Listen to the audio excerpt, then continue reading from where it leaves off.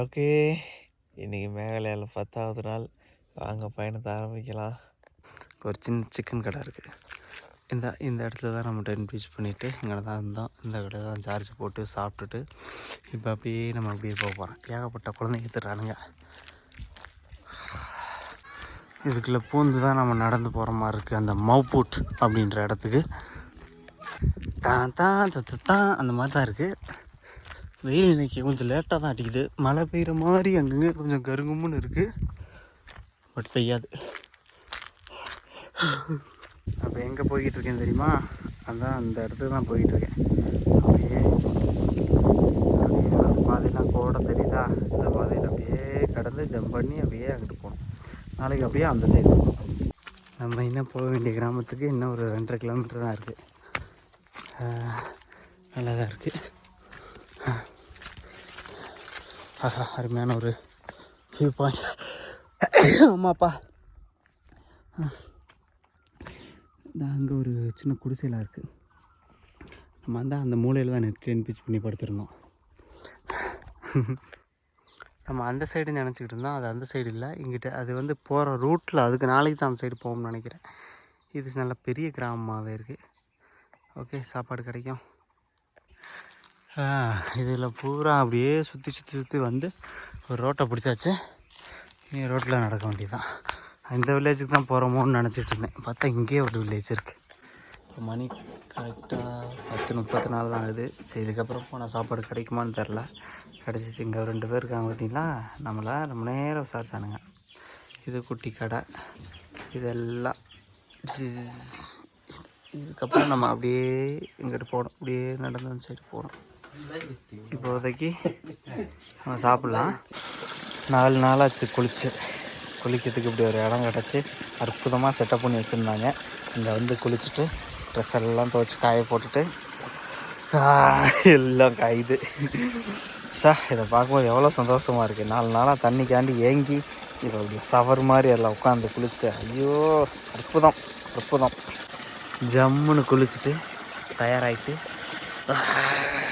6 பேக்கெலாம் வேறு மறையுது.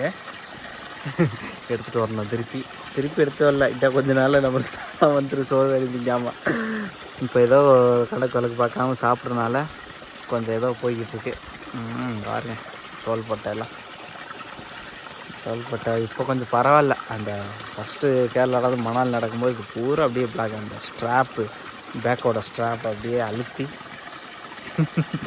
நல்லா ஃபன்னாக இருக்குல்ல. இப்போ தான் கொஞ்சம் ஃப்ரெஷ்ஷாக இருக்குது. என்ன பார்க்குறது எனக்கு சந்தோஷமாக இருக்குது. வெறும் தூசி, ரோடு பூரா தூசி. அதனால் குளித்து முடித்து எல்லாம் ஃபுல் பர்ஃபெக்ட். அப்படியே ஃப்ரெஷ்ஷாக இருக்கேன். ஓகே, நல்லா இருந்துச்சு. இங்கே பாருங்கள் பின்னாடி அப்படியே நம்ம இறக்க ஆரம்பிக்கலாம். இன்னும் ஒரு 7 கிலோமீட்டர் இருக்குது.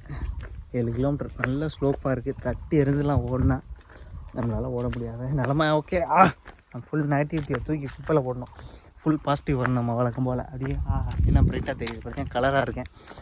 போகலாம், போய் சாப்பிடணும். நல்லா பசிக்குது. குளிச்சதுக்கு எனக்கு நல்லா பசிக்குது. சாப்பிடணும் போய்.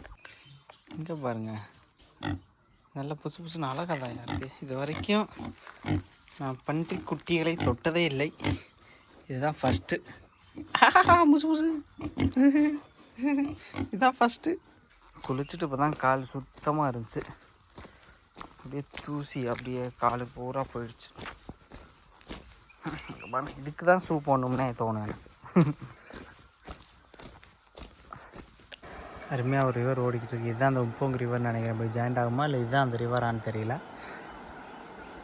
இதுதான் அந்த உம்போங் நதி ரிவர். செம கிளியராக இருக்குது. அதே சமயம் நிறைய பேர் மீன் பிடிச்சிக்கிட்டு இருக்காங்க. இதில் பூரா அங்கங்கே ஆள் இருக்கு. அங்கே பாருங்கள், தெப்பம் கட்டியிருக்காங்க. Oh my God. இதில் சின்ன வியூ பாயிண்ட்லாம் வேறு வச்சுருக்காங்க. பாருங்கள், கூடாரம் கட்டி நம்ம வர்ற வழி பூரா இருந்துச்சு. அங்கே காமிக்க முடியல. எப்படி இருக்குது பாருங்கள். ஐயா, குளிச்சா அற்புதமாக இருக்குது. நான் 10 பீச் நம்ம பீச் பண்ணுற மாதிரி எந்த இடமும் இல்லை. 10 பீச் பண்ணிங்கன்னா செட்டில் ஆகலாம். ஒரு வில்லேஜ் இந்த வில்லேஜ் தான் வர்றது பிளான். நான் போன வில்லேஜுக்கு வர்றது நம்மளால் அங்கே தங்க வாய்ப்பு இல்லைன்னு இந்த சைடு வந்துட்டேன். டைம் நிறையா இருந்தனால அவ்வளோதான், டைம் முடிஞ்சிருச்சு. மணி இப்போ 4:30 ஆயிடுச்சு. இன்னொரு 1/2 hourல இருண்டிடும்.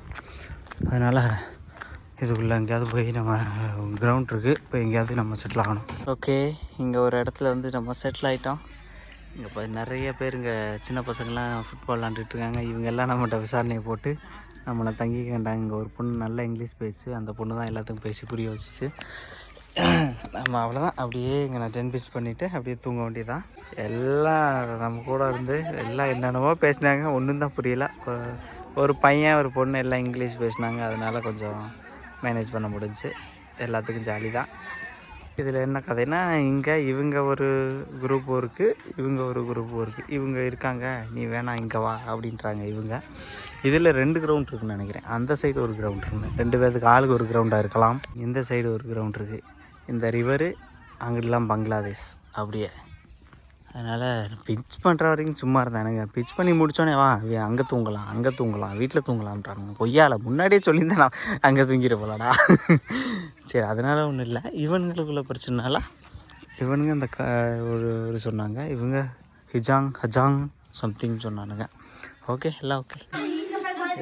நம்ம பேசுகிறதெல்லாம் கேட்டுக்கிட்டு இருக்காங்க. ஒரு கிட்டத்தட்ட 1/2 மணி நேரம் 3/4 மணி நேரமாக. இந்த பையனும் இந்த அப்பாவும் தான் கொஞ்சம் இங்கிலீஷ், கொஞ்சம் ஹிந்தி.